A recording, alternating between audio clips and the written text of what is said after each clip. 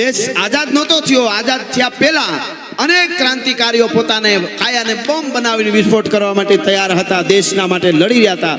એ વખતે રાતને ટાણે એક અંગ્રેજના થાણાને પોલીસ થાણા ઉપર, અંગ્રેજ પોલીસના થાણા ઉપર હુમલો કરી અને એક તરવરિયો યુવાન ભાગે છે. આ કડી આવી એટલે મને યાદ આવ્યું, માઈ મેરી ક્યા ફિકર તુજે ક્યું આંખ સે દરિયા બહેતા હૈ. એ અંગ્રેજો ઉપર હુમલો કરીને યુવાન ભાગ્યો. વાહે અંગ્રેજ ગોતતી ગોતતી અંગ્રેજ પોલીસ આવે છે, દોડી આવે, અંધારામાં ભાગ્યો જાય છે. એકાદ બે ફાયરિંગ કર્યા વાહે, પણ અંધારામાં કઈ વાંધો ન આવ્યો, આને નીકળી ગયો. પછી એને ખબર પડી કે મને અંગ્રેજ પોલીસ જવા નહીં દે, ભાગવા નહીં દે. એ જવાન ભાગતા ભાગતા રસ્તાની એક બાજુ એક ઝૂંપડું હતું, એમાં દીવો બળતો હતો અને એ ઝૂંપડામાં હળી કાઢીને આમ જે ખડકી જેવું ધાંગડીયા જેવું હતું એ ખોલીને ઝૂંપડામાં ઘરી ગયો. હળી કાઢીને ઝૂંપડાની અંદર વયો ગયો. ઝૂંપડાની અંદર વયો ગયો અને બંધ કર્યું કમાડ જે પતરાનું હોય છે. ઝાંખો ઝાંખો દીવો ઝૂંપડામાં બળતો તો એમાં એક જુવાન 22 વર્ષની દીકરીને એક વૃદ્ધ ડોસી બે હુતેલા, બે ખાટલા માટે બેઠા થઈ ગયા, જુદા જુદા ખાટલા થઈ. એટલે તરત એને જલ્દીથી કહી દીધું આમ આમ કરીને કે હું એક ક્રાંતિકારી યુવાન છું, મારી પાછળ અંગ્રેજ પોલીસ છે, મને થોડી વાર તમે હતાવા દો. ડોસીમાં તરત આમ આમ કરી ગયા, ચિંતા ના કરો. એને ખબર પડી ક્રાંતિકારી યુવાન છે એટલે કાંઈ વાંધો નહીં, આ તો આપણા માટે સારો જ હોય. એટલે ઊભી ગયો. અંગ્રેજ પોલીસ દોડતી દોડતી આગળ નીકળી ગઈ. આ જુવાન અંગ્રેજ પોલીસ વહી ગઈ એટલે ચારે ખૂણે જોવા માંડ્યો. પછી કીધું માડી, ડોસી હતી, વૃદ્ધ ડોસી 70-80 વર્ષની. એને કીધું માડી કોઈ પુરુષ કેમ દેખાતો નથી? તો કે નથી કોઈ. એટલે બહાર ગામ ગયા કે કાંઈ કે છે નહીં કે? એટલે ડોસીના આંખમાં અને દીકરી 22 વર્ષની દીકરી બેની આંખમાં આંસુ આવી ગયા. એટલે કીધું ભૂલ થઈ હોય તો માફ કરજો, પણ હું તો ખાલી પૂછું છું, મને પાણી પાઈશો? એટલે જુવાન દીકરીએ પાણીનો લોટો ભરીને આપ્યો, પાણી પી લીધું. પછી કીધું કે કયો તો ખરા કેમ કોઈ નથી, તમને આહુડા આવી ગયા? કે આહુડા એટલા માટે આવી ગયા, ડોસીએ કીધું આ મારા દીકરાની દીકરી છે 22 વર્ષની, અને હું મારા દીકરાની દીકરી છે, આ દીકરો અને વહુ બેને અંગ્રેજોએ મારી નાખ્યા છે, એના સામે બળવો કરવા ગયા એટલે મારી નાખ્યા. બસ હું જીવું છું એટલા માટે મારી આ દીકરીના લગ્ન થઈ જાય ત્યાં સુધી એમ ડોહીમાં કરીને રોવા માંડ્યા. એટલે કીધું માડી તમારા જેવા વૃદ્ધ માજી હોય એના આધારે, એના પડકારા ઉપર તો અમે ક્રાંતિકારી યુવાનો છે એ લડીએ છીએ. તમારે અમને બળ દેવું જોઈએ, તમારે અમને કંઈક આમ જોશ આવે એવી વાત કરવી જોઈએ, રોવાનો મંડાય. અમે દેશને ગમે એમ કરીને આઝાદ કરશું. અને એ વખતે એ ડોસીએ શબ્દો કીધા કે આઝાદ તો કરશો, દેશ તો અંગ્રેજોમાંથી તમારા જુવાનો આઝાદ કરી દે, પણ આપણા સમાજમાં કુરિવાજો રૂપી જે દૂષણ છે એનામાંથી અમને કોણ આઝાદ કરશે? એટલે ઓલા જુવાને કીધું કે એવો શું કુરિવાજ છે અત્યારે તમને યાદ આવ્યો? તો કે બીજો કાંઈ નહીં, અમારા સમાજમાં એવો રિવાજ છે 5000 દહેજ આપે તો જ અમારી દીકરીના લગ્ન થાય. મારો દીકરો વયો ગયો, દીકરાની વહુ વહી ગઈ, આની માં આ દીકરાની દીકરીને માથે હું સ્તવન તવું છું, બસ એક વાર આના લગ્ન થઈ જાય. 22 વર્ષની થઈ દીકરી, હજી લગ્ન નથી. એ વખતે 15-16 વર્ષે લગ્ન થઈ જતા, આઝાદી પહેલાની વાત છે. 22 વર્ષની થઈ છે મારી દીકરી, પરી જેવી છે ને, જો આમાં ખોટ છે કાંઈ ભાઈ, પણ લગ્ન નહીં થાય, મને મોક્ષ નહીં મળે મેરે, કારણ કે મારી દીકરી અરે અમારા સમાજમાં કોઈ લગ્ન નહીં કરે, કારણ કે 5000 રૂપિયા દહેજ માંગે, દહેજ 500 રૂપિયા મારી પાસે નથી, ક્યાંથી હું કાઢું? એટલું જ્યારે કીધું ને ત્યારે તરવરિયા યુવાને એટલું કીધું કે માડી માનો કે તમારી દીકરીના લગ્ન થઈ જાય, નક્કી થઈ ગયું, બસ તમારી દીકરીના લગ્ન થઈ જાય. અરે પણ કોણ કરે લગ્ન? દહેજના પૈસા હું ક્યાંથી કાઢું? એ વખતે એ જુવાને કીધું કે માં, હું અહીંયા તમારા ઝૂંપડામાં બેઠો છું, બાજુમાં અંગ્રેજનું થાણું છે, ત્યાં તમે દાદી દીકરી જાઓ, તમને 5000 રૂપિયા અંગ્રેજ સરકાર, અંગ્રેજ પોલીસ આપશે. ભાઈ તું શું કામે અમારી મજાક ઉડાડે છે, અમારી મસ્કરી કરે છે? અંગ્રેજ પોલીસ અમને હું કામે રૂપી? તો મારી નાખે, એ તો લોહી પીવે, પૈસા શેના આપે? તેથી તરવરિયો યુવાન બોલ્યો તો ખુમારી ક્યારે ટકે એટલા માટે, ભગવાન ક્યારે આવે, શિવ ક્યારે પ્રગટ થાય. તરવરિયા યુવાને કીધું કે માડી તમને 5000 રૂપિયા અંગ્રેજ સરકાર આપશે, અંગ્રેજ પોલીસ આપશે. કે કેમ આપે? કે એટલા માટે આપશે કે જાઓ થાણે જઈ અને કહેજો કે જે ક્રાંતિકારી યુવાન માથે તમે 5000 રૂપિયા ઇનામ રાખ્યું છે ને, એ ચંદ્રશેખર આઝાદ અમારા ઝૂંપડામાં પૂર્યો લ્યો છે, હાલો તમને ત્યાં લઈ જાઓ એટલે તમને 5000 રૂપિયા આપશે. હા હા હા સાહેબ, ડોહીમાં ઊભા થઈ ગયા, જુવાન દીકરી ઊભી થઈ ગઈ કે તમે ચંદ્રશેખર આઝાદ પોતે? કે હા, મારા દેશની એક માળી આહુડા પાડતી હોય ને મારી બેન દીકરી, કોઈની બેન દીકરી મારી દીકરી, એના લગ્ન કરવા માટે મારે દેશ માટે ખપી જાઓ કે કોઈ બેન દીકરીના લગ્ન કરવા માટે મને ભલે ફાંસીએ ચડાવી દે, મેં આઝાદ હું, આઝાદ હી રહુંગા, આવું બોલવા વાળો પણ એમાં સંવેદનશીલતા પાછી સુરવીરતા જોઈએ એટલું નહીં, સંવેદનશીલતા કેટલી. એને કીધું બાપુ કે જાઓ, અને તેથી હળી કાઢીને બાવડું પકડ્યું 22 વર્ષની દીકરી, એને કીધું કે મારા વીર, મારા ભાઈ, આવો તરવરિયા યુવાનો તમારા જેવા ક્રાંતિ માટે મરવા તૈયાર હોય તો આજથી તારી બેન તારી હારે છે ક્રાંતિમાં, હવે નથી કરવા લગન, દેશને આઝાદ કરવો છે. ઓ માઈ મેરી ક્યા ફિકર તુझे क्यों आंख से दरिया बहता है, आहा તું કહેતી थी तेरा चांद हूं मैं और चांद हमेशा रहते हैं. કહેવાનો અર્થ આવી અનેક વાતો છે. અત્યારે સમય પ્રમાણે અમને જેમ સાજે એમ થોડી ગીતો વાતો દુહા ગોળ થતો જાય એ રીતે, નહીતર નકરી વાર્તા કરી તો 2 કલાક પૂરી કરી દે એવી વાતો અમારી પાસે છે. પણ સમય પ્રમાણે આપણે ન હાલી તો મેરુભા બાપુ એમ કહેતા કે તમને ગમે એવું ગરબી લેતા આવડતું હોય તો આખું ગામ રમતું હોય ત્યાં રમતા હો તો જ હારા લાગો, આખું ગામ ચોકમાં રમતું હોય તમે બસ સ્ટેન્ડે જમાવો, માં અંબા તે રમવા નીકળે તો ભૂંડા લાગો. એમ સમય સાથે પરિવર્તન, સમય સારે હારે ગોઠાઈ જવું. ટાણા હાચવી લ્યો ને, મારું એક ગીત છે, મામા જેણે જેણે હાચવા ટાણા એના ઇતિહાસ લખાણા. કોઈ પણ આમાં તમે ટાણું હાચવી દો એટલે અસ્તિત્વ આપણા ટાણા હાચવા માટે આવી જાય, હકીકત છે. અહીં માતાઓ બહેનો બેઠા છે, કોઈ બેન દીકરી હાહારામાં હોય અને બાપુ કરોડપતિ હારું હોય, બહુ રૂપિયા વાળા હોય, ભાઈ હાવ ગરીબ હોય, બેન હારું કરોડપતિ હોય, અને બેનના ભાણિયાઓના લગ્ન આવ્યા હોય, કંકોત્રી મળે, ભાઈ હાવ ગરીબ હોય, બેનના હાહરિયા વાળા રૂપિયા વાળા હોય એટલે મામેરા દેવા હાટું થઈને લાખો ના મામેરા લઈને બધા આવતા હોય, પણ ગરીબ ભાઈ અભેરાએથી કાંધીએથી જૂનો ત્રાહડો ઉતારી કહારાન્યા ઓટાવી નવો કરી અને તૂટલ પસેડીમાં બાંધીને જઈને માંડવામાં ઊભો રહીએ ને તો બેનને લાખોના મામેરા ન દેખાય, ભાઈનો ત્રાહડો દેખાતો હોય કે મારો વીર ત્રાહડો લઈને આવી ગયો, મારો ભાઈ આવ્યો, માડીના ચાંદલીઓ ઈયો ને હરિણું હાથની. આ લોક સાહિત્ય છે આપણું ઈ જીવનમાં. ઈ કારણ કે એને ટાણું હાચું, પણ ઈનું ઈ ઉલટું હોય, ભાઈ છે ઈ કરોડપતિ હોય અને બેન ગરીબ હાહરિયામાં હોય. અને બેન કંકોત્રી મોકલે ને ભાઈ કે એકચ્યુઅલી દુબઈમાં મીટિંગ છે, લગ્ન પછી હું આવી જઈશ, અને લગ્ન પછી 15 દીએ ડાયમંડનો હાર લઈને આવે અને બેનને આવીને કહે કે બેન હાલે તારા હાટું ડાયમંડનો હાર. ટાકણખાર બેન હોય ને તો કહી દે કોઈક ભિખારીને દઈ દેજે, મારે તારી જરૂર હતી, તારા હારની જરૂર નથી, તારા પૈસાની જરૂર નથી. જેણે જેણે હાચવા ટાણા એના ઇતિહાસ લખાણા. ટાણે આવીને જે ઉભા રહીએ હટે નહીં ને એટલે દુનિયા એનું ટાણું હાચવી દે. ટાણાની જ કિંમત છે, અને ટાણા હાચવો એટલે દ્વારકા વાળો અને આ કૈલાસ વાળો અને જગદંબા લોબડી વાળી આપણા ટાણા હાચવા માટે આવી જાય. બોલે બંધાણી છે, ટાણું ચૂકો એટલે બધું ચૂક્યા. હારા ઘણાને હોય પછી આપણને એમ થાય કે એક દિવસ કેવો એનો હતો ને અટાણે તો જુઓ ભૂંડાયું, પણ એને દિવસ હોય તો ટાણું ન હચવાનું હોય તો સમય કોઈની રાહ નથી જોતો, એ નક્કી કરી લેજો. ટાણાની વાત છે અને ઈ બધું ઈ અંદર આવે છે. એટલે મને અહીં બહુ આજે વિશ્વમાં ક્યાંય ડાયરો હોય ને બાપા મામા, ગુજરાતી ડાયરો કે દાંડિયા હોય ત્યાં મારું આ ગીત ન ગવાય એવું ન બને. કોઈ પણ કલાકાર હોય વિશ્વમાં, ગુજરાતી ડાયરો હોય કે અમેરિકા હોય, લંડન હોય કે ક્યાંય પણ હોય કે ગુજરાત ભારત ગમે ત્યાં હોય, ભગવાન રાઘવેન્દ્ર સરકારને આપણે આજ યાદ કરી. ભગવાન છે, રામ છે, પરાત્પર બ્રહ્મ છે, એ તો છે જ, પણ રામની પાસેથી ઘણું બધું શીખવા જેવું છે. એક રામ ને લક્ષ્મણ 2 ભાઈઓ વનમાં એકલા હોય અને દુનિયાની મહાસત્તા કહેવાય. રાવણ એટલે જેવો તેવો નહોતો, એ જેની પત્નીનું હરણ કરી જાય તેથી એને રાડ્યું નહોતી નાખી, અયોધ્યામાંથી અમને જટ સેના મોકલો, નામ થઈ ગયું, હું લૂંટાઈ ગયો, કીધું જ નહીં. અને જનકપુરમાં ન કીધું, હાહરિયામાં. અને રીંછને વાંદરા ભેળા લઈ અને યુદ્ધના મેદાનમાં જઈ અને પડકાર કર્યો તો દશાનંદ રાવણને, દુનિયાની મહાસત્તાને હવે આવી જાય.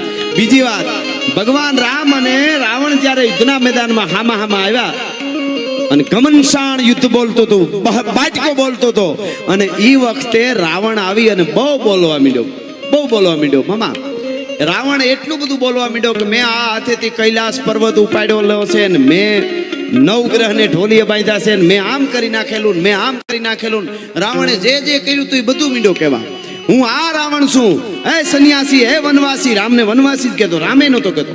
હે વનવાસી, તને ખબર નથી મારી શક્તિનું જ્યારે પૂર આવશે યુદ્ધના મેદાનમાં ત્યારે તારી સેના એમાં કાંઠાના ઝાડવાની જેમ તણાઈ જાહે. બહુ મીંડો બોલવા રાવણ, બહુ બોલવા મીંડો. એટલે જાંબુવંતીએ ધીરેકથી રામની પાસે જઈને એટલું કીધું કે પ્રભુ રાવણ એટલી બધી બડાઈ કરે કે મેં કૈલાસ ઉપાડેલો ને મેં ઓને જીત્યો ને મેં ઓને જીતો ને મેં આને મારી નાખ્યો ને મેં ઓલાને મારી નાખ્યો ને ઘણું કરે છે. તમે કહી દો ને હું તાડકાને મારીને આવ્યો છું. અને રાવણ તને 6 મહિના બગલમાં ફેરવા વાળો જે વાલી હતો ને એને હું મારીને આવ્યો છું. એમ તમે જરા કહી દો ને તમે રામ છો. દરિયા માથે પુલ બાંધીને આવ્યો છું. હું દશરથનો દીકરો છું. હું આમ બધું કહી દો.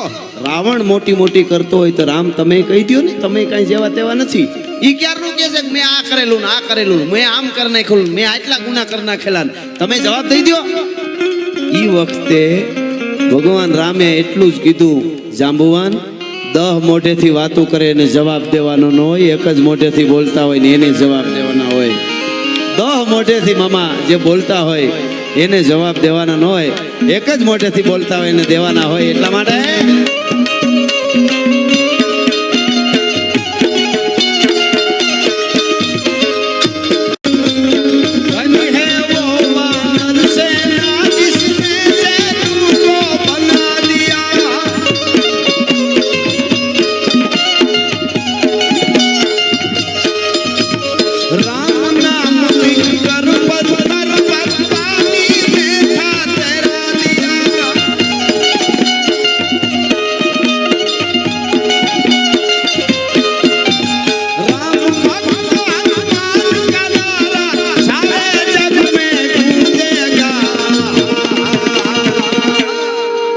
मेरे भारत का बच्चा बच्चा मारी यारे बोलो जरा के एकादी बात.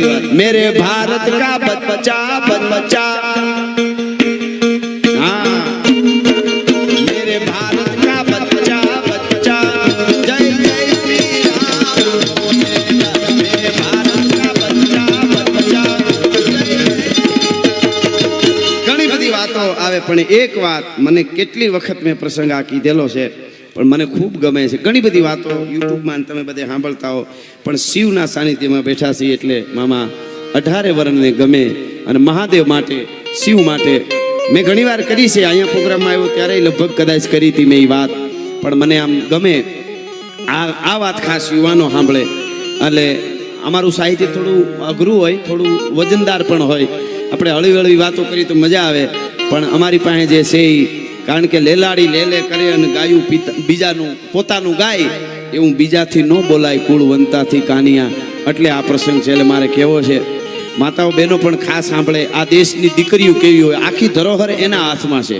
એ હકીકત વાત છે. અમારે બચુ બાપુ એક બહુ સરસ વાત કરતા. બચુ બાપુ એમ કહેતા કે કોઈ યુવાન કદાચ થોડો ઘણો ભૂલ કરે આડાવડો જશે તો આ દેશને બહુ વાંધો નહીં આવે. જાવું ન જઈ પણ બહુ વાંધો નહીં આવે. પણ આ દેશની સ્ત્રી જ્યારે આ દેશની નારી શક્તિ જ્યારે કેવડો ભૂલી જાય ત્યારે ભારતનું અસ્તિત્વ નહીં રહે. એટલા માટે આ એક પ્રસંગ મને ગમતો કરું છું. અને માવડી માટે 30-35 વર્ષ પહેલા એક બનેલી ઘટના. બાપુ મુંબઈમાં અમારા ગઢવીનો એક ડાયરો પ્રોગ્રામ હોલમાં કાર્યક્રમ આવી રીતનો અને ગુજરાતના જ આપણા સાહિત્યકાર ગઢવી ગયેલા અને ડાયરો હતો. અને એ ડાયરામાં આકડે સાટ આખો 1200 માણસનો હોલ ભરેલો અને બધા 2 કલાકનો ડાયરો હતો. આકડે ઠાઠ ભરેલો હોલ. ડાયરામાં બધી આ સૌરાષ્ટ્રની ધરતીની દાતારીની સુરીતોની બધી વાતો કરી, જનનીની વાતો કરી, જનની જણિતો ભક્તજનના બધી વાતો કરી. ડાયરો પૂરો થયો એટલે એ ડાયરામાં BR ચોપરા આવેલા. ચોપરા સાહેબની હાજરી, જેને જૂનું મહાભારત બનાવ્યું આપણે જોઈએ તો આજ પણ લાગે કે ના આ બેવું છે. એ ચોપરા સાહેબની એમાં હાજરી એ ડાયરામાં. ચોપરા સાહેબ બેઠા રહ્યા અને પૂરો થયો ને ગઢવી આમ ઉતર્યા. બનેલી ઘટના 35 વર્ષ પહેલા. ચોપરા સાહેબ મળવા ગયા અને કીધું કવિરાજ આપ ક્યાં बात है, मैंने सुना था कि गुजराती डायरा होता है, बहुत अच्छा होता है, कल्चर के लिए संस्कृति के लिए डायरा अच्छा है, मैं सुना था. आज मैंने देख लिया. मैं थोड़ी देर के लिए आया था, आयोजक को कार्यकर्ता को बोल के आया था. मैं 10 मिनट बैठूंगा और चला जाऊंगा, मेरे पास समय नहीं है. पर 2 घंटे कैसे चले गए मुझे पता ही नहीं चला. क्या बात है, ये है गुजराती डायरा. બહુ વખાણ કર્યા ચોપરા સાહેબે. પછી માથે ટકોર કરી. बनेली घटना पसी वखाण करीन पसी कीधु बहुत अच्छी बात है कि आपने सभी. एक बात मुझे गलत लगी, एक बात मने बरोबर न लगी, बहु समझाणी नहीं खोटी लगी. एम कौन सी बात? कवि गढ़वी हता एमणे सामु कीधुं कई बात तमने गमी नहीं. एम तो के तमे एवुं कीधुं के जे नारी पतिव्रता होय एना संतान कोई दी नबळा न थाय. ઈ વાત ખોટી છે કે કેમ કે દુર્યોધન છે ઈ કોનો દીકરો છે? ગાંધારીનો. ગાંધારી જેવી પતિવ્રતા નારી કઈ હોઈ શકે? પોતાનો પતિ દુનિયા ન જોવે તો આજથી મારે આંખે પાટા વાળી દેવા અને દુનિયા નથી જોવી. આવી પતિવ્રતા માં હોવા છતાં એનો દીકરો દુર્યોધન કેમ થયો? ગઢવી મને જવાબ આપો. આવું હોલમાં મુંબઈમાં 35 વર્ષ પહેલા અમારા ગઢવીને BR ચોપરા સાહેબે પ્રશ્ન કરેલો અને અમારા ગઢવીએ જવાબ આપ્યો. તો એ હું તમને કહું અહીંયા. અમારા ગઢવીએ ત્યારે એટલું કીધું, ચોપરા સાહેબ તમને અભિનંદન અને વંદન કરું છું કે આવું ચિત્રકરણ કર્યું છે મહાભારતનું. તમે વિદ્વાન છો, પણ તમારો જવાબ તમને આપું છું. તમારો સવાલ છે ને કે ગાંધારી જેવી પતિવ્રતા નારી હોવા છતાં એનો દીકરો દુર્યોધન કેમ થયો? તો સાંભળો, મુંબઈના એ પ્રોગ્રામમાં અમારા ગઢવીએ કીધું તું, ચોપરા સાહેબ જનેતાની બે આંખ છે ને, એક આંખ સંસ્કારની છે, બીજી આંખ શિક્ષણની છે. સંસ્કાર અને શિક્ષણની આંખે જે જનેતા પાટા વાળી દે એના દીકરા દુર્યોધન જ થાય. ગમે એટલા ભલી ભજેની માં પતિવ્રતા હોય, સતી નારી હોય, પણ માની બહુ મોટી જવાબદારી છે. શિક્ષણ ને સંસ્કારની આંખે પાટા વાળી દે જનેતા, એના દીકરા દુર્યોધન જ થાય. એટલે આ પ્રસંગ મારે શિવના સાનિધ્યમાં કેવો છે. મને હોજરી વળે મેં એકાદી વાત કરી હતી. સારી વસ્તુ ખૂબ કહેતા રહ્યો ને તઈ એનું માંડ પરિણામ આવે. ખરાબની અસર બહુ થાય. તમે 32 ભાતના ભોજન જમો કે દૂધ પાકની 3 તાહળી પી જાઓ, પિસ્તા ને કેસર ને એમાં નાખો ને એમાં જાયફળ નાખો ને એલચી ખૂબ નાખો ને ઈ દૂધ પાકની 2 તાહળી પીજો અને માથે મૂળાના 2 પતિકા ખાઈજો. ઓડકારની ધણેનાટી મૂળાની જ આવી છે, એલચી દીકરી ગોતી ન જડે, ભલે ને ગમે એટલી નાખી હોય. એમ હારાની અસર બહુ ઓછી થાય. એટલે હારી વાતો કરતી રહેવી પડે.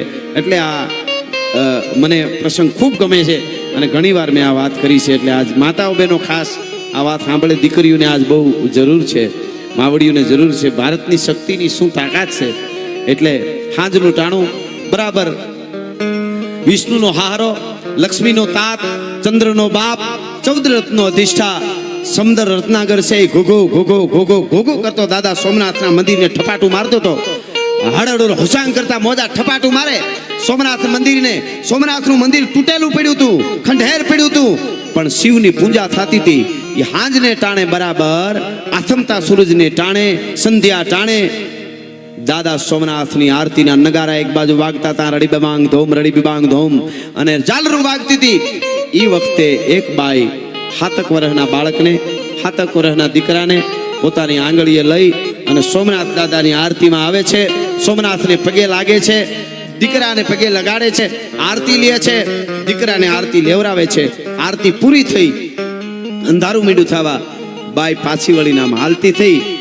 હાલતી થઈ બાઈ ડગલા દીધા એટલે દીકરાએ કીધું કે માં ઊભી રે, કે ના ઝટ કરી, ઉતાવળ છે, આપણે ઘરે વહી જવું, હમણાં હાવ અંધારું થઈ જાય. એટલે બાઈનો આમ ઓઢણાનો છેડો પકડી માનો અને 7 વર્ષના બાળકે છેડો ખેંચીને કીધું કે માં ઘેરે નથી જાવું. હે ઘેરે નથી જાવું? કે કેમ ઘેરે નથી જાવું? કે મને મારા બાપ પાસે લઈ જા. કે આઈ નહીં, આલ ઘરે જઈને વાત કરી કે નહીં મને મારા બાપ પાસે લઈ જા. કે નહીં ઘરે વહી જવું છે. એ ઘડીક રકજક થઈ એટલે છેડો ઓઢણનો વધારે તાણ્યો અને એટલું કીધું કે માં હું તારો દીકરો છું, ભલે મારી ઉંમર નાની છે. આખા ગામના છોકરા મને કાયમ રિહાવે છે, ખીજવે છે કે તું બાપ વગરનો છો, તારે બાપ નથી. આખા ગામના છોકરા કે મારે બાપ જો, મારા બાપનું આ નામ, મારા બાપનું આ નામ, મારા બાપનું આ નામ. તું ન બાપો છો, તારે ક્યાં બાપ છે? તારી માને પૂછજે. આમ કરીને ગામના છોકરા મને ખીજવે માં. અને હું ઘરે આવીને તને પૂછું કે માં મારો બાપ ક્યાં? મને મારા બાપુ પાસે લઈ જાની. તઈ તું એમ કહેતી કે તારો બાપ સોમનાથમાં છે, સોમનાથ જાય તેથી તારા બાપ પાસે લઈ જાય. આજ સોમનાથ આવ્યા, શિવને પગે લાગ્યા, અને હવે તું માં એમ કહેશે ઘરે વયું જાઉં તો નથી જાઉં ઘરે. મને જવાબ દે, હું નબાપો છું, બાપ વગરનો છું, કે મારા બાપનું નામ તારાથી દેવાય એમ નથી? સાચું કે માં? ભૂલ કોની છે? બહુ બોલવા માંડ્યો બાળક. ત્યારે માએ ધીરેક દિન વાતને ટાળવા કીધું બેટા જો મંદિરમાં હામો બેઠો ઈ તારો બાપ છે. કીધું માં ઈ તો સોમનાથ છે, ઈ તો બ્રહ્માંડનો બાપ છે, ઈ તો દુનિયાનો બાપ છે. હું મારા બાપની વાત કરું છું. આટલી વાત જ્યારે કરીને ત્યારે આમ બાવડું ચાલ્યું 7 વર્ષના બાળકનું. ઈ બાએ અને બાવડું ચાલીને આમ ઉતાવળા પગે જેમ ઢળડીને જાતી હોય ઝટ ઝટ પગલા બાળકના ઉપડતા જાય એમ બાવડું ચાલીને લઈ ગઈ. દાદા સોમનાથના મંદિરના આગળ પટાંગણમાં એક પાળિયો, એ પાળિયાની આગળ જઈ અને બાઈ પલોઠી વાળીને બેહી ગઈ. બાજુમાં દીકરાને બેહાર દીધો, એક દીવો કર્યો, 2 આહુડા પાડ્યા અને પછી બાળક હતો એને કીધું કે બેટા આખું ગામના બાળકો તને ખીજવે છે ને કાંઈ તને ખીજવે ને તું બાપ વગરનો નબાપો છો કે હા તો આજ તને કહું છું એ બાળકોને કહી દેજે આખા ગામને કહી દેજે કે તારો બાપ કોણ છે સાંભળી લે મેં તને એમ કીધું કે આ મંદિરમાં બેઠો એ શિવ તારો બાપ તો તે કીધું એ તો દુનિયાનો બાપ તો હવે સાંભળી લે બેટા તારો બાપ કોણ છે અને ઈ બાળકને એની માં પાળિયાની સામે બેહીને વાત કરે છે મારે શિવના સાનિધ્યમાં આવ્યો છું મારી ફરજ છે એટલા માટે હું આ પ્રસંગ નાની નાની ઘણી બધી વાતો મારી પાસે છે એ હળવી વાતો કરતા જઈ આનંદ આવે મજા આવે પણ અમને ત્યાં હોજરી ન વળે કે મેં કાંઈ કીધું નહીં મામા એટલા માટે આ વાત બાઈ બાળકને કહે છે કે બેટા દાદા વર્ષ નથી થયા 8 વર્ષ પહેલાની વાત છે ખાલી 8 વર્ષ પહેલાની 8 વર્ષ પહેલા એક નાનકડું એવું નગરમાં 22 વર્ષનો એક તરવરિયો યુવાન ચડતી જુવાની ઘોડા ખેલવે વાય ફરકે મુસડિયું અને રયણ જબુકે દંત જોઈ લ્યો પટોળા વાળ્યું આ તો લોબડિયાળીનો કંથ એવો તરવરિયો યુવાન ઘોડા ઉપર સવાર થઈને નીકળે પાગા નાખતા રકાબ કવિ ધાગા ધાગા બારી ભાગા આગા જાવે નાહી ભાગા મૃગાણાહી ગાજ ગન તોપકા ગેણાગા તરી ભાગા હાથ જાય જાતો રીજા રાગા રવે નાજા ખરા કાપે રાજગને રૂમા ધુમા ઠુમા ઠુમા ઘોડા ખેલવા નીકળે ગેડી દડે રમવા નીકળે શિકારે નીકળે પોતાના હેડીના મિત્રોની હારે જેને કહેવાય આનંદ કરતો હોય ફરતો હોય શિકારે જાય એક દિવસ બપોરનું ટાણું બપોર નમી ગયા ઘરે આવ્યો ભાઈબંધ ભેળા હતા 2 4 5 10 ભાઈબંધોને લઈને આવ્યો પોતાના મોટા ભાઈને ઘરેથી પોતાના ભાભીમાં એને એટલું કીધું ભાભીમાં જટ ખાવાનું આપો કે બેહી જાવ દેવરજી આપું છું ખાવા બેહી ગયા ને ભાભીમાં ખાવા દેવા આવે એટલે આમ ઉતાવળમાં જટ આમ ખીજાય છે ભાભીમાં ઉપર મોટા ભાઈના ઘરેથી છે ને એના ઉપર રીહમાં ખીજાણો ભાભીમાં તમને ખબર ન પડે હું આવું એટલે મારી થાળી તૈયાર હોવી જોઈએ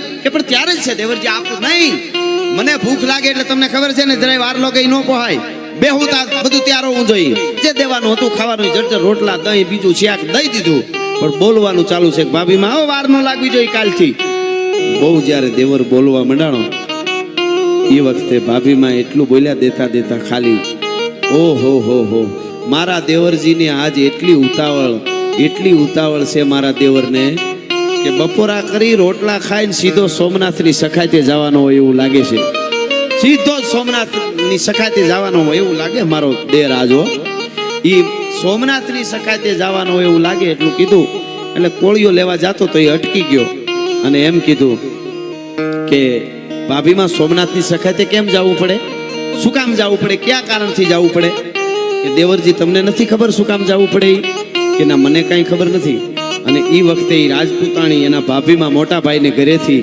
એ એમ કહે છે કે દેવરજી સાંભળી લ્યો તમને ક્યાંથી ખબર હોય બસ ઘોડા ખેલવા તોફાન કરવા શિકારે જાઉં અને ભાભીમાને હેરાન કરવી ને આવીને રોટલા બગાડવા એ ઘોડા ખેલવા શિકારે જાવું તોફાન કરવા એ વાંધો નહોતો પણ રોટલા બગાડવા કીધું એટલે રૂવાડા અવળા થઈ ગયા ભાભીમાં તમે મારી માં છો ભાભીમાં એટલે માં કહેવાય મારી માં મરી ગઈ છે પણ આજ તમને જોઉં છું ને તમારામાં મારી હગી માં જોઉં છું મોટા ભાઈને ઘરેથી છો મારા માં છો એક દેર એટલે દીકરા તરીકે લાડ કરવાનો હક છે એટલે તમારી પાસે લાડ કરું છું પણ તમે રોટલા બગાડવાનું કહેતા હો ને તો હવે મને કયો શું કામે સોમનાથની સખાતે જવું પડે એમ છે તો હું જાઉં એટલે કીધું સાંભળો દેવરજી તું દીકરા જેવો દેર છો ને તો હું માં જેવી ભાભી એટલે કહું છું આફ્રિકાના જંગલમાંથી નીકળેલો ડેકારી નામનો અજગર શિકારને ભરડામાં લે એમ ભારત વર્ષના સનાતનને ભરડામાં લેતા યવનોના ટોળા ઉતર્યા છે આ નહીં ના તિથિએ જફર ખાન છે સોમનાથ મંદિરને હતું કરી નાખવાનો છે હવે તારે છે જવાની ત્રેવડ મને એમ કે મારા દેવરજીને રોટલા ખાઈને ઉતાવળ છે જટ જવાના છે એટલે આટલી બધી ઉતાવળ છે અને આમ ઊભા થઈને ભાભીમાને પગે લાગ્યો નથી હવે રોટલો ખાવો ભાભીમાં બસ અરે દેવરજી એમ ઉતાવળ કરાય કાંઈ એમ યુદ્ધમાં જવું હોય તો કાંઈ ખાઈ લ્યો નિરાતે 2 રોટલા ખાઈને પછી જવાય નહીં હવે ન ખવાય હવે તો સોમનાથની સખાતે જવું છે તો દેવરજી ધીરારીઓ સાંભળો ભાગતો હુવર નથી કે તમે તમારા ઘોડા ઉપર બેહીને બાલવાન ફરરાક કરતું મારો અને ધરતીની માથે હુવરને ધરબી દો ને ક્યાં હુવર રાડ્યું નાખવા માંડે અને તમે શિકાર કરીને વૈયાઓ એમ નથી હો ત્યાં ગેડી દડાની રમત નથી દેવરજી સોમનાથના પટાંગણમાં દરિયાને કાંઠે જાહો એટલે જ્યાં નજર કરો ત્યાં હાથીની હૂંટ જેવું ભુજાવું વાળા અરબસ્તાની ઘોડાની માથે યવનોના ટોળા દુશ્મનોના 5 પાંચ હાથ પૂરા પરસંદ કાયાવાળા, હાથમાં હથિયાર લઈને ચારે બાજુ ઊભા છે. મોત મોત મોત મોત દેખાતું હોય છે સોમનાથના પટાંગણમાં. અને વચ્ચે एक कुकिंग ऑयल में हमारे हेल्दी ग्रोथ के लिए सारे न्यूट्रिएंट्स नहीं होते. रेगुलर इंटरवल में कुकिंग ऑयल चेंज છે. મોત મોત મોત મોત દેખાતું હોય છે સોમનાથના પટાંગણમાં. અને વચ્ચે તમારા ઘોડાને કેહરિયાને નાખવાનો છે. દેવરજી ભૂલાય નહીં. અને એ વખતે ભાભીમાના ચરણમાં આમ પગે લાગીને તેથી પ્રતિજ્ઞા કરીને એટલું કીધું હતું.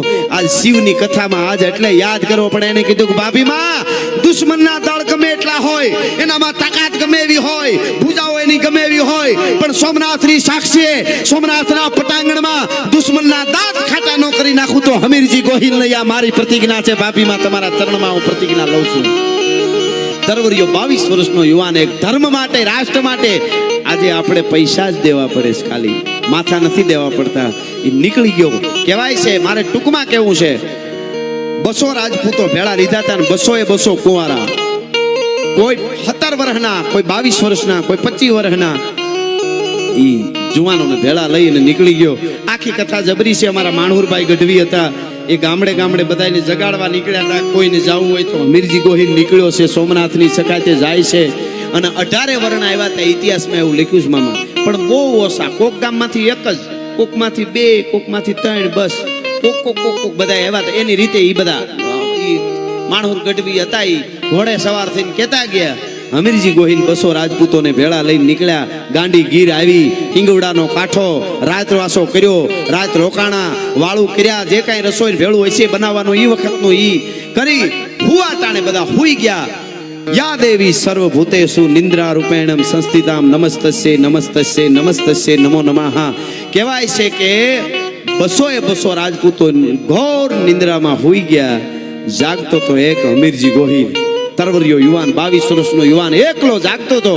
છેટો જઈ ગીરના, ગાંડી ગીરના એક મોટા કાળા પથ્થરની માથે બેહી અને વિચાર કરે છે, સપનાઓ જોવે છે. જાગતા સપના જોવે છે કે 2 દિવસ પછી સોમનાથના પટાંગણમાં ઉતરીશ. યવનોના ટોળા ચારે બાજુથી મોત મોત કરતા હોય છે, એલી એલી કરતા હોય છે.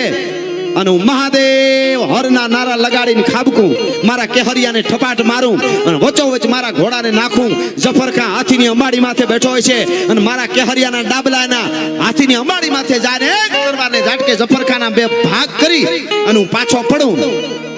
અને મારી છાતીની આર પાર 12 અંગરક્ષોના ભાલા નીકળી ગયા હોય, હાથીના દંતુ છળે મારી છાતી ફાડી નાખી હોય, કેસ કલાપ છૂટા થઈ ગયા હોય, લોહીના ધુધુકા મારા શરીર માથેથી જાતા હોય.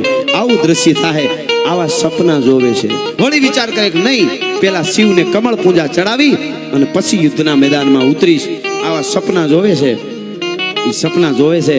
આમ બેઠા બેઠા વિચાર કરે છે. ગાંડી ગીર છે, ક્યારેક ક્યારેક શાળિયાનું લાળિયું થાય છે, હુકી હુકી હુકી હુકી, તમરા ત્રામ ત્રામ ત્રામ રાતમાં બોલે છે. અંધારી રાત છે. ગાંડી ગીરના ઊંડા ગાળામાંથી ક્યારેક ક્યારેક અવાજ ઓહો ઓહો હાવજ ઉકવાના અવાજ આવે છે. આવું જ્યારે વાતાવરણ હતું, એવે ટાણે હમીરજી ગોહિલના કાને એક અવાજ સંભળાય છે, ઊંડો અવાજ સંભળાય છે. એ અવાજ કયો હતો? જ્યાં હમીરજી ગોહિલનો પડાવ પડેલો એથી થોડેક દૂર બાજુમાં જ લાખબાઈમાં કરી અને અમારા ચારણ આઈનો નેહડો. અને લાખબાઈમાંનો એકનો એક દીકરો 15 દી પહેલા ગુજરી ગયેલો. એ દીકરો ગુજરી ગયેલો. એ દીકરાના વિરહમાં માને નીંદર ન આવે એટલે રાત પડે ને રણ જાગે. એ ઓઢણું માથે આમ લાંબુ કરી અને લાખબાઈમાં મરસિયા ગાતા હોય. એ હમીરજી ગોહિલ સાંભળી ગયા. શું ગાતા હતા લાખબાઈમાં? એક દોહો કહું તમને.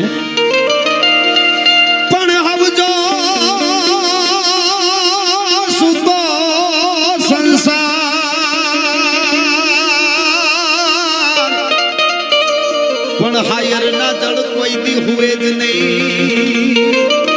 મારા ઘટમાં ગુગારમાં આજ નાખીને હાલો જ ના ગાજણો. હવ તો હંસાર હાર, પણ મારા હાયર ના જળ કોઈ દી સુએ નહીં. ઈ અવાજ હમીરજીને કાને પડ્યો કે આ હા હા, આવા રાતના અઘોર જંગલ ગાંડી ગીરમાં હાવજની ડણકું વિચે કોણ મરસિયા ગાય છે. હવાર થવા દે. હવાર થઈ 200 રાજપૂતોને લઈ અને નેહડે આવ્યા. જય માતાજી કર્યા. પૂછ્યું કોણ હાંજે ગાતું તો અમારા ડોહીમાં ગાતા હતા. ન્યા ગયા માડી મરસિયા તમે ગાતા હતા. હા મારા બાપલિયા શું કરું, મારો 20 વર્ષનો દીકરો થોડા દિવસ પહેલા 15 દી પહેલા ગુજરી ગયો ને, એટલે મારા દીકરાને મરસિયા ગાતી હતી. તને અપશકન થયા હોય તો મને માફ કરજે ભાઈ. અરે ચારણ આય બોલે ક્ષત્રિયને કોઈ દી અપશકન હોય માં, એના માટે તો અમારે સુકન હોય. પણ એક વેણ નાખું માં આપશો કે ચારણ આઈના નેહડે હાચા દલેથી ક્ષત્રિય આવે અને માગેરી ન થાય તો અમારી આયુ ગામત્રે ગયું હોય. ભલા માણસ થાય અને થાય કે બીજું કાંઈ નહીં માં. જેવા મરસિયા તમારો દીકરો ગુજરી ગયો એના તમે ગાતા હતા, એવા મારા મરસિયા ગાયશો હે? કેવા મરસિયા મારા ગાયશો? અરર મારો બાપ, તને કઈ ખબર પડે? તને બોલવાની ભાન છે? તું એવું તને ખબર છે મરસિયા કોના ગવાય? અરે મરી ગયો મારો દીકરો એટલે મરસિયા ગાવશું મારો બાપ. તને કરોડ દિવાળીઓ આવો જુવાન જોધ જેવો દીકરો અને તું એમ કાં કે મારા મરસિયા ગાજો? મને જીભમાં જીવડા પડે, મને પાપ લાગે. અમીરજી ગોહિલે હું કીધું ખબર? માં આ ખોખું ઊભું ને તમારી સામે એ મરી ગયેલું છે. હે કે એ ખોખું મરી ગયેલું છે? કેમ કે 2 દી પછી શિવને મસ્તક ચડાવી અને યુદ્ધના મેદાનમાં સોમનાથની સખાતે જાઉં છું, ઉતરવાનો છું. ઓહો સોમનાથની સખાતે જાશો મારા ભાઈ? ક્યાં ઘેરે કોઈ રોક્યો નહીં? એવું ન કીધું લગ્ન થયા કે નથી થયા, એવું કઈ ન કીધું. શું કીધું ખબર? ઘેરે કોઈ રોક્યો નહીં કે માં રોકવા વાળો કોઈ છે નહીં ઘેરે, એટલે લગ્ન નથી થયા એમ. ઓહો તો કુંવારા કમળ પૂજા ન ચડાવાય ભાઈ. કે માં આ મડા હારે કોણ ફેરા ફરે? હે કા મડા હારે કોણ ફેરા ફરે? માં અમીરજી કહે છે કોણ ફેરા ફરે? એ વખતે લાખબાઈ મેં કીધું કે મડા હારે ફેરા ફરવા વાળી દીકરીઓ આ ધરતીમાં જીવે છે, એ ઉપાધિ તારે ન કરવાની હોય. ભલા માણસ મારે કેવું છે ઈ લાખબાઈ માએ કીધું 200 અહીં રહેજો, આજના જ તમારા લગ્ન કરવાના છે. બાજુમાં હું જાઉં છું ને હું બોલાવું, મારો માણસ આવે એટલે તમે તરત આવી જાજો. ત્યાં રોકાય, નેહડામાં રોકી અને બાજુમાં વેગડો ભીલ, આખી ગીરમાં એનું તઈ રાજ હતું. એ વેગડા ભીલની ફૂલવાડી આજ પણ હિંગવડાને કાંઠે જામબાળાના ડેમથી ઉપર મામા કહેવાય છે. તમે વિચાર કરો, એ વેગડા ભીલને ત્યાં લાખબાઈમાં આવ્યા, વેગડો ભીલ રાજી થઈ ગયો. હા મારી માં આવી ગયા, આઈ માં આવ્યા, પગે લાગ્યો. એટલે કીધું કે માં બહુ રાજી. તો કે આજે એક વેણ લઈને આવીશું. કે માં લાખબાઈ માં એમ કે વેગડા ભીલ માથું ઉતારી દે, અને માથું ન ઉતારી દઉં તો તમારો દીકરો ન કહેવા, હું ભીલ નો દીકરો ન કહેવા. માં માથું નથી જોતું. ભૂતમાં શું કહે છે બાપુ? શું કહે ખબર? માથું નહીં કાળજું જોઈ છે. માથું નથી જોતું, કાળજું જોઈ છે. કે માં હું કઈ સમજ કે તારી દીકરી રાજલ નું માગું નાખવા આવીશું. 18 વર્ષની દીકરી છે ને તારી રાજલ એનું માગું લઈને આવીશું. માં કોની આરે? હમીરજી ગોહિલ આરે. હમીરજી ગોહિલ અરઠીલાના જે સોમનાથની સખાતે નીકળ્યા એવું મેં સાંભળ્યું. ઈ કે હા ઈ જ કે માં ઈ તો યુદ્ધમાં જાય છે ને, કે યુદ્ધમાં જાય છે. આજની રાત જ એનો સંસાર અને તારી રાજલારે એના લગ્ન કરવાના છે. કાલે યુદ્ધમાં જવા નીકળી જશે. અને એ વખતે વેગડા ભીલે શું કીધું ખબર? માં મારી રાજલ મને બહુ વાલી છે, નાનો પાડવો હું વેગડો ભીલ છું. માં તમારું વચન ન ટાળો, ખાલી મારી દીકરીને જરાક પૂછી આવું તો.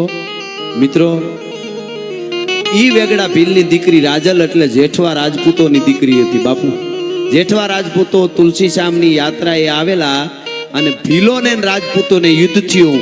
બધા રાજપૂતો કપાઈ ગયા, રાજપૂતાણીઓ સતી થઈ ગયા અને એક 5 વર્ષની દીકરી બચી. અને મરતા જેઠવા રાજપૂતે બાવડું જાલીને વેગડા ભીલને દુશ્મનના હાથમાં દીધી અને કીધું કે આજથી તારી દીકરી હારું ઠેકાણું જોઈને આને પરણાવી દેજે. મારે આ શિવ કથામાં દડવાને ટીંબે ઈ કેવું છે, તેથી દુશ્મનના હાથમાં દીકરીના બાવડા દેવા તાણે બીક નહોતી લાગતી. આજે સોસાયટીમાં સલામત નથી ને એટલે રેડિયો નાખીને આવી કથાઓ કહે છે. નકર ના ગાયા કરી તો પ્રોગ્રામ તો હાલે. તેથી અહીંયા સલામત હતી દુશ્મનના હાથમાં, આજે સોસાયટીમાં સલામત નથી. ઈ રાજલ આજ 18 વર્ષની થયેલી, પાલક પિતા હતો વેગડો ભીલ, પણ એને કોઈ દી વિચારેલું નહીં કે મારી દીકરી એટલી વાલી. અને આ મારી દીકરી મને બહુ વાલી. માં હું પૂછી લઉં રાજલને? પૂછી લે. લાખભાઈ મેં કીધું પૂછી લે. ગાંધીગીરના હાગડાના ટાપણના જે ભીતું હોય હાગડાની, એમાં ગાયર કરતી હતી રાજલ. 18 વર્ષની રૂપના આભરણ જેવી દીકરી વેગડા ભીલની. હવે તો વેગડા ભીલની દીકરી ને, ઈ ગાયર કરતી હતી. વાહે ઊભા રહીને બાપે સેટેથી પડકારો કર્યો, બેટા રાજા, કે હા બાપુ, ગાયર કરવાનું ચાલુ છે આમ. હા બાપુ, કે તારા લગ્ન કરવાના છે. અરે બાપુ એવું કા પૂછો મને અટાણે? કે પણ બેટા હકીકતમાં તારા લગ્ન કરવાના છે અમીરજી ગોહિલારે. કે બાપુ મને હરમાવો કા, તમે મારા બાપ છો. ગાયર કરવાનું ચાલુ છે. નીચે જોઈ ગઈ હરમાં, ગાયર કરવાનું ચાલુ છે, ભીત લીપવાનું ચાલુ છે. કે પણ બેટા અમીરજી ગોહિલ સોમનાથ માટે મરવા જાય છે, સખાતે જાય છે. આજનો જ સંસાર, આજ તમારા લગ્ન, આજની રાતનો સંસાર, અને કાલે તને છોડીને વયો જશે. એ તો સોમનાથ માટે મરવા માટે બેટા. એટલે તને પૂછું છું, એ અટાણ સુધી ગાયર કરવાનું ચાલુ હતું, એ બંધ થઈ ગયું. ગારાળા હાથે આમ લટુ કરતી કરતી આમ એ વેગડા ભીલની દીકરી રાજલ બાપની હામી ફરીને કીધું કે બાપુ અમારો એક જ રાતનો સંસાર. કે હા, કે તો સાંભળો બાપુ, સૈયર પેરું ચૂડલો ઝીણલી અખિયા લાલ, પછી ઘડી ભર રહું સુહાગણી, તોય મારું આખું ન્યા. આ એક ઘડીનો સંસાર હોય તો આ તો એક રાત તો છે ને. તમારે તમારી રાજલને પૂછવાનું ન હોય. ઘડિયા લગન, અને આ બાજુ લાખભાઈ મેં સમાચાર દીધા 201 વરરાજા તૈયાર થયા. મામા, ઇતિહાસ સૌરાષ્ટ્રનો સાક્ષી પૂરે છે કે આ રાજલના અમીરજી ગોહિલારે લગ્ન થયા. બીજી 200 રાજપૂતો 200 ભીલ કન્યાઓને પરિણ્યા ગાંડીગીરમાં. આ ઓથેન્ટિક ઇતિહાસ છે. ભીલની કન્યાઓ, કોઈ 13 વર્ષની, કોઈ 15 વર્ષની, કોઈ 20 વર્ષની, 200 રાજપૂતો ભીલ કન્યાઓને પરિણ્યા. 201 માંડવા નખાણા અમીરજી ગોહિલ રાજલને પરિણ્યા. તેથી 13 વર્ષની 15 વર્ષની દીકરીઓને પૂછતું હતું ને કોઈ, કે આજનો દીજ આ બધા રોકાવાના છે, આગળ કાલ તો મરી જાય યુદ્ધના મેદાનમાં, આગળ તમારા સંસારનું હું. એ ભીલ કન્યાઓ કહેતી હતી કે આટલા લાખો માણસો દેશમાં છે, એમાંથી 200 જણા સોમનાથ માટે મરવા જાય છે. એનો જો વાહ રહી જાય ને તો અમારા માટે 7 અવતાર છે. ભલા માણસ, અમારે કાયાના સંસારના મોહ ન હોય. આજે અંગ પ્રદર્શન કરવા વાળી દીકરીઓને યુનિવર્સિટીમાં આ વાર્તાઓ આવવી જોઈએ અને ખબર પડવી જોઈએ બાપુ. કે તમે વિચાર કરો, એ દીકરીઓ ભણવા તૈયાર થઈ ગઈ, 201 કન્યાઓના લગ્ન થયા. ટૂંકમાં વાત કરું, હાથગરણાનો અને કરિયાવર દેવાનો જ્યારે સમય, કન્યાદાનનો હાથગરણાનો સમય આવ્યો, 201 રાજપૂતોના લગ્ન થયા. અને બાપુ 1100 ભીલ અહીંયા તરવારો રાખીને ઉભા રહ્યા અને કીધું કે દીકરીઓને કરિયાવરમાં અમે 1100 ભીલ માથા આપી છે. યુદ્ધના મેદાનમાં 201 રાજપૂતો કપાય એની પહેલા અમે કપાઈ જાઓ એના રક્ષણના માટે આ 1100 માથા ભીલ અમે આપી છે. ગાંડી ગીરમાં શું ઘટના ઘટી છે, લાખબાઈમાં શું બીડું ઉપાડ્યું હોય છે, તમે વિચાર કરો. એક ચારણની પોતાના દીકરાના વિયોગમાં રોવા વાળી ડોસી, ઈ આ દેશના અસ્તિત્વની ધર્મની વાત આવી એટલે બ્રહ્માંડ ભાંડોદરી બની ગઈ, પોતાના દીકરાનો વિયોગ ભૂલી ગઈ. કેવડું કામ કરી દીધું, તમે વિચાર કરો. ઈ મંગળવરતાણા એક રાતનો સંસાર. બીજા દિવસની હવાર થઈ, છેલ્લી વાર વેગડા ભીલ અને 1100 ભીલેની હારવાર એને જય માતાજી કર્યા. હમીરજી ગોહિલે રાજલ હામાં જય માતાજી છેલ્લા કર્યા. રાજલે હમીરજી ગોહિલને અને 200 ભીલ કન્યાઓએ 200 રાજપૂતને જય માતાજી કર્યા અને નીકળી ગયા.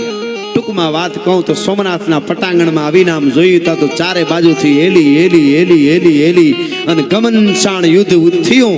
સજ્યા છે બખ્તર પાકા નખતર શકર વકર ગણ શંકરના મર્દોઈ મુસાળા ધર્મ ધજાળા ગજવે ગાળા ડુંગરના અસરાણ બેગળ દળ હેગળ પેગળ મોગલ નાદળ આવી સીડ્યા. દેવો ને દેવળ બસિયા ખળભળ વાદળ ટીઢ મળ્યા. હઠીલા વાળા અમીર હઠાળા પાટણ જઈ મેદાન પડ્યા. ટૂંકમાં ગમનશાણ યુદ્ધ થયું. મહાભારતનું યુદ્ધ 18 દિવસનું હતું, એમાં આ યુદ્ધ 11 દિવસ આવેલું હતું મામા. બીજા કેટલા બધા આવ્યા હતા, બ્રાહ્મણો પણ હતા, બ્રાહ્મણો લડ્યા હતા, કોળીથી લઈ અને બધા ભીલોથી લઈ અને દરેક જ્ઞાતિ એમાં હતી એવું ઇતિહાસ કહે છે. રાજપૂતો પણ હતા, એ લડ્યા. છેલ્લે ટૂંકમાં વાત કરી દઉં, 11મા દિવસની સાંજ પડવા આવી. આ બાજુ ધીરા છેના જેને કહેવાય કપાતી જાય છે. હમીરજી ગોહિલને ખબર પડી કે હવે જાજુ જીવાહે નહીં. હમીરજી ગોહિલ આવે છે શિવના બાણ પાસે, શિવલિંગની પાસે, ગર્ભગૃહમાં, સોમનાથ મંદિરમાં. ઘણાને વિચાર થાય કે એ વખતે જોયું કોને આ બધું નજરે, એમ એ વખતે કોને જોયું? અત્યારે તમે વાત કરો છો કે આવું જ બન્યું તું, હમીરજી ગોહિલે માથું ચડાવ્યું. તો આપણા ઇતિહાસોમાં એમ લખ્યું છે, અત્યારે જેમ વિડીયો વાળા છે ને એમ એ વખતે યુદ્ધના મેદાનમાં લૈયાઓ કહેવાતા. હાથીની અંબાડી ઉપર પિંજરું હોય, પિંજરામાં લૈયાઓ લેખકો બેઠા હોય, કવિઓ. જે પિંજરા ઉપર ધોળી ધજા હોય એના ઉપર કોઈ ઘા ન કરે. ઈ નજરે જોતા જાય ઈ લખે, આમ આ ફલાણે આમ કર્યું, ઓલાએ આમ કર્યું, ઓલાએ આમ કર્યું, કવિતમાં દોહામાં ઈ લખતા જાય.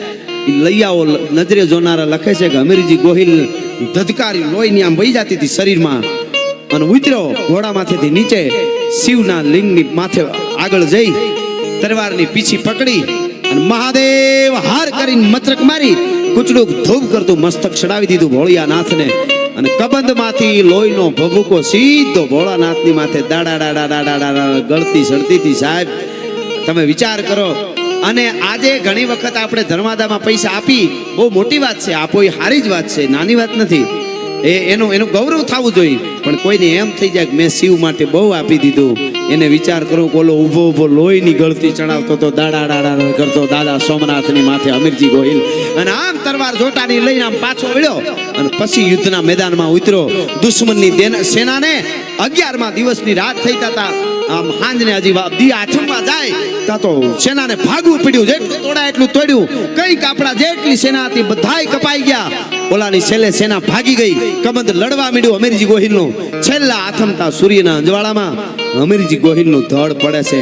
ધીરું ધીરું ધીરું ધીરું ધીરું ધીરું ધીરું સોમનાથની સાક્ષીએ દરિયાને કાંઠે કહેવાય છે એ સોમનાથ દાદાના સામે એની સાક્ષી હમીરજી ગોહિલનું ધડ પડ્યું. આ બાજુ ધડ પડ્યું, આ બાજુ હુરુજ હાથમાં, આ બાજુ ગઢની દેવડીએ બેઠા બેઠા લાખબાઈમાં મરસિયા ગાતા હતા. હો ભેળા આવ્યા હતા. એ મરસિયા ગાતા હતા. છેલ્લો મરસિયો હમીરજી ગોહિલનું આમ ધડ પડ્યું તો એ છેલ્લો મરસિયો ગાય અને બેઠા બેઠા લાખબાઈમાં એ ખોળિયામાંથી પ્રાણ ગઢની દેવડીએ છોડી દીધા હતા. મરસિયો ગાતા ગાતા પ્રાણ છોડી દીધા. આવી ઘટના બની ત્યારે આપણે આજ શિવની કથાઓ બેહારી હકીએ છીએ. ધર્મ રહેશે તો રહેશે ધરા અને ખપ જાહે ખુરશાણ, એક વિષમભર ઉપરે તું રાખીને ભરોહો રાણ.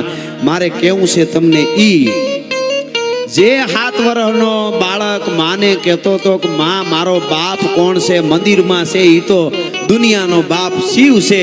ઈ પાળિયા સામે બેઠી બેઠી બાઈ કહે છે કે બેટા ગામ આખાના છોકરાને કહી દેજે. તું કાયમ પૂછે છે ને કે મારો બાપ કોણ, તો તું કહેશો ને કે મંદિરમાં છે ઈ તો દુનિયાનો બાપ શિવ છે. તો દુનિયાના બાપ શિવને જરૂર પડી તે દી માથું દીધું તું ને આ હમીરજી ગોહિલ તારો બાપ છે. ભલા માણસ દુનિયાના બાપને જરૂર પડી. આ હમીરજી ગોહિલ તારો બાપ છે બેટા. અને ઈ હમીરજી ગોહિલને એક રાત માટે સંસાર ભોગવવા માટે ફેરા ફરવા વાળી રાજલ પોતે હું તારી માં છું બેટા.